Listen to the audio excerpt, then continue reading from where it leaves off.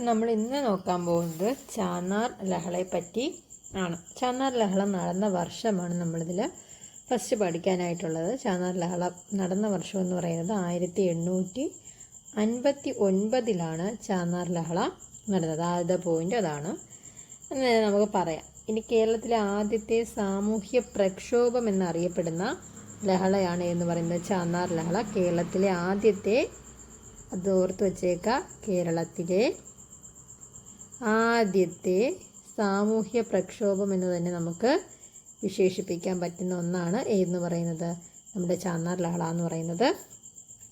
അതുപോലെ തന്നെ ചാന്നാർ സ്ത്രീകൾക്ക് മാറുമറയ്ക്കാനുള്ള അവകാശം ലഭ്യമാക്കാൻ വേണ്ടി നടന്ന സമരം ആണ് ഏതെന്ന് പറയുന്നത് ചാന്നാർ ലഹള.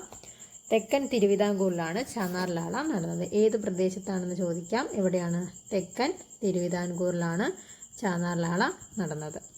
ഉത്രം തിരുനാൾ മാർത്താണ്ഡവർമ്മ ചാന്നാർ സ്ത്രീകൾക്ക് മേൽവസ്ത്രം ധരിക്കാൻ വിളംബരത്തിലൂടെ അനുവാദം നൽകിയത് 1959 ജൂലൈ 26 അപ്പോൾ ആരാണ് ആ മാറ് വരയ്ക്കാനുള്ള അവകാശം നൽകിയ രാജാവെന്ന് ചോദിച്ചിട്ടുണ്ട്. ആരാണ്?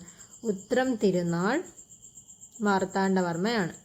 ഓക്കെ, ഉത്രം തിരുനാൾ മാർത്താണ്ഡവർമ്മയാണ് ആ ഒരു അവകാശം നൽകിയത്. എന്നു ചോദിച്ചാൽ 1859 ജൂലൈ 26 ജൂലൈ 26 വൈകുണ്ഠസ്വാമികളാണ് ചാന്നാർ ലഹളയ്ക്ക് പിന്തുണ നൽകിയ നവോത്ഥാന നായകൻ.